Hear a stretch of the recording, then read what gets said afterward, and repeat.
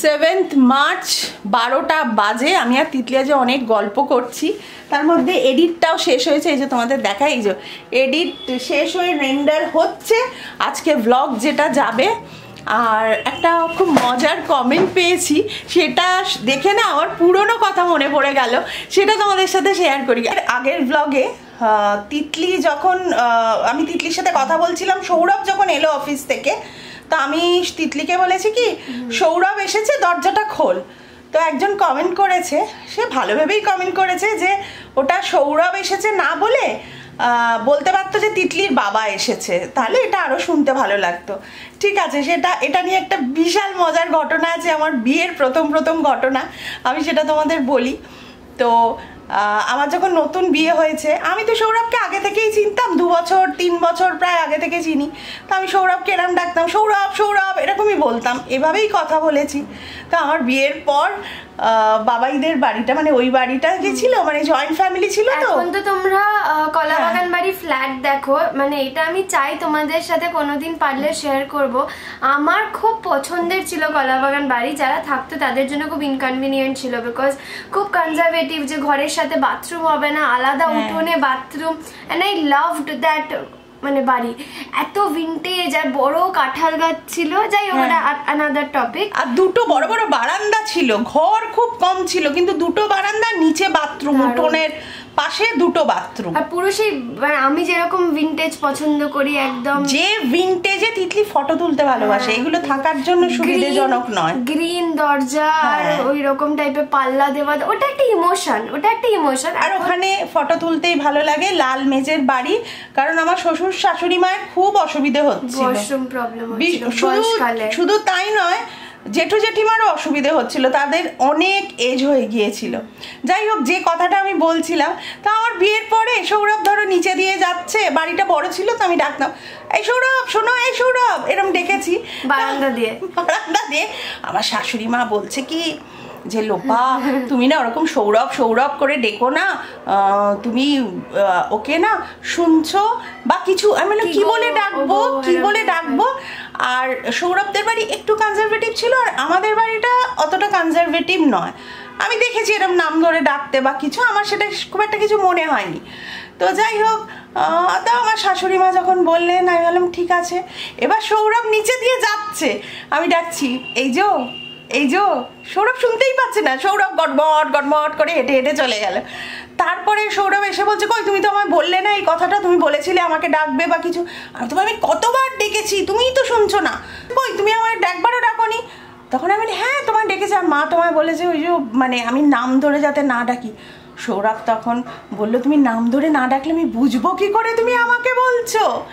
তো যাই হোক, তারপরে সৌরভ সবাইকে বললো যে ও তো আমাকে নাম ধরেই ডাকে, আর সত্যি আমি তো বরাবরই সৌরভ সৌরভ করে ডেকেছি। আর বাবাইও তোমাকে নাম ধরেই ডাকে, তো এটাই নরমাল, মানে যার যেরকম ফ্যামিলিতে থাকে। এটা সৌরভও তখন বাড়ির সবাইকে বললো, আমি তো ওকে লোপা লোপা বলেই ডাকি, ওকে শুনছো এরম তো বলি না। তাহলে ও যদি আমার সৌরভ না বলে আমি কি করে বুঝবো। যাই হোক, খুব মজা লেগেছিল ব্যাপারটা, অনেক দিন বাদে আবার এই কমেন্টটা পেয়ে আমার মনে পড়ে গেল। আর তখন এমন অবস্থা, তিতলির বাবাও তখন হয়নি, তাহলে তিতলির বাবাও বলতে পারছে না, জানছে না তিতলি না তোতলা হচ্ছে, কি হচ্ছে ছেড়ে না বলে তোতলা দিতে, মানে ম্যাচ করলাম। এবার আমি স্নান করিনি, কিন্তু রান্না বান্না কমপ্লিট, সেম রান্না, মাছের ঝোল ভাত এই করেছি। কালকে শিবরাত্রি, না না না খেতে হবে, মোটেও এই সমস্ত করে মাছ দে, আমি মাছ ভালোবাসি। ও কি বলতো, দুদিন কালকে প্রচুর কাজ ছিল তাই ঝোল করেছি, আজকে একটু পেঁয়াজ টিয়াজ একটু অন্যরকম ঝোল করেছি, তবে খুব একটা ভ্যারাইটি নয়। আমি খাবো শুধু মাখন আর ভাত। দেখেছো ও কতটা অসভ্য, দেখেছো তোমরা ও কতটা অসভ্য, শুধু বড়ই হয়েছে এই ধরনের কথা বললে চলে, মাখন ভাত খেলে হয়? তোমরা এবার কমেন্ট করো, কিন্তু ওকে বলো যে তিতলি তুমি এটা অন্যায় করছো, অরুচি হয়েছে খাবার, ওর অরুচি। এখন বিকেল 5টা বাজে, একটু চা খাচ্ছি। আজকে না ভীষণ মানে শরীরটা ভীষণ টায়ার্ড লাগছে, কিচ্ছু ইচ্ছে করছে না, ভাল লাগছে না। তিতলিও ঘরে রেস্ট নিচ্ছে, আমিও এই ঘরে রেস্ট নিচ্ছিলাম, কিন্তু কি বলতো, বেশি রেস্ট নিলে চলবে না, কারণ আমার অনেকগুলো কাজ আছে। লাইটটা জ্বালাই, কি চলছে না তো, আমি আর মা একটু বেরোচ্ছি, আমরা এই মোর শপিং কমপ্লেক্সে যাব, একটু গ্রসারিজ নেওয়ার আছে, তাই তো? হ্যাঁ, বেশ কিছু জিনিস কুড়িয়ে গেছে, সেগুলো ওখানেই পাওয়া যায়, ওখান থেকে নেব। ওখানে অনেক ডিসকাউন্টও থাকে, তাই না? Buy one get one pasta, এগুলো আমরা ওখান থেকে বাবাকে জোরে আসি। এই দিক হয়ে যাবে? হ্যাঁ চলো। বলো। ভেরি গুড, ঠিক আছে, পরে পরে কথা বলছি। ওকে, হ্যাঁ হ্যাঁ। সৌরভ ফোন করেছিল, মোড়ে যাচ্ছি, তোমাদের একটা জিনিস দেখাবো। পিসিমাকে শুধু দেখো কত বড় আজকে ঝোলা নিয়েছে, কারণ ও হচ্ছে এই যে পিসিমা একটু দাঁড়াও, তোমার ব্যাগটা দেখাও। কারণ শোনো, ওখানে ওই যে 6 টাকাও বাঁচাবে, এক্সট্রা টাকা দিতে দেবে না। হ্যাঁ, ইভিনিং ওয়াক না না আছে, তোকে দেখলেই চলে আসবে। এখানে তিতলির ছানা পোনারা সব থাকে। কি হলো কি হলো? আদর আদর, দিদিকে আদর। আচ্ছা আচ্ছা, আমি কি করে মুখে লেগে এর জন্য না এনেছি বিস্কিট, না এনেছি খাবার, অনলি ফর ভালোবাসা। তিতলি একটু নখ দিয়ে ওদের আদর করে দেবে, সেই জন্য তিতলিকে দেখলে ওরা পাগলের মতো করে। দেখো এইদিকে এসছে আদর খেতে।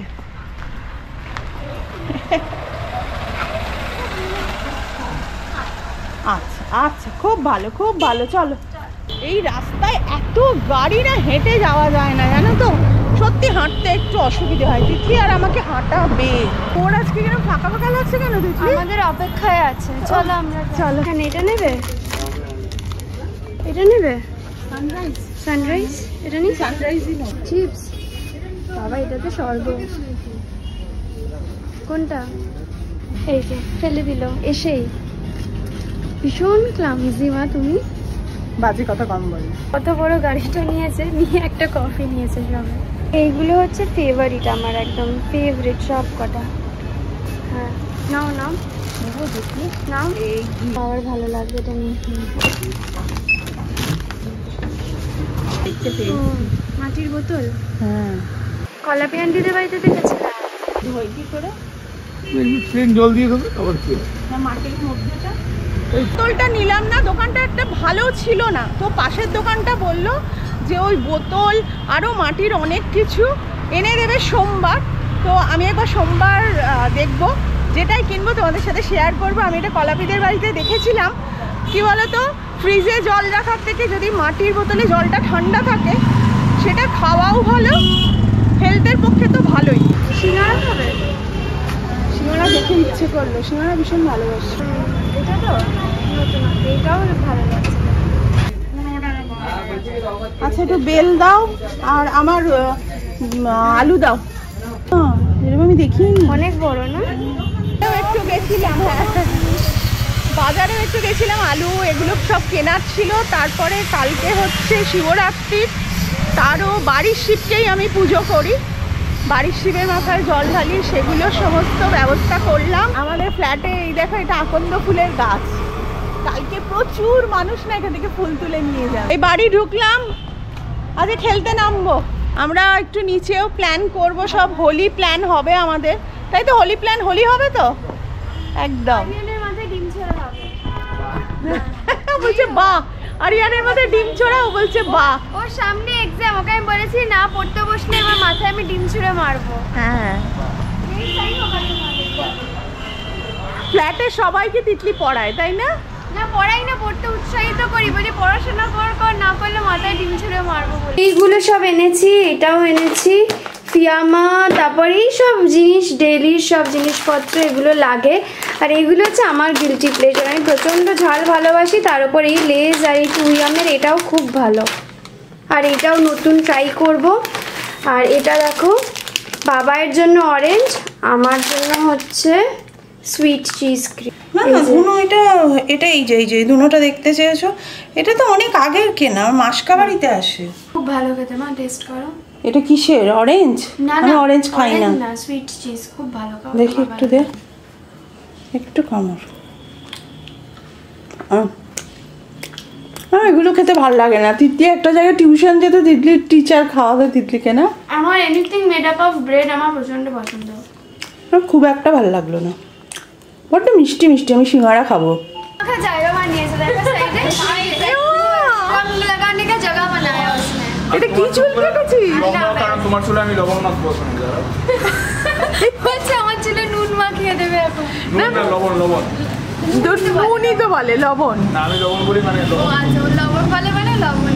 এরম চুল কেটেছিস কেন তুই? হ্যাঁ এরম চুল ভালোই তো লাগছে। কেটেছিস राजू ये तो मैं भी काट सकता था, इधर पार्टी बैठा थी इधर से काट देती ना हम भी, लेकिन उसको सूट कर नेक्स्ट टाइम से मैं और तितली हेयर कट करेंगे। मैं करूंगा तो झकास होगा। मेरा हेयर कट जिंदगी में नहीं, अरे लड़कियों के ऊपर मैं ट्रस्ट नहीं करता भाई।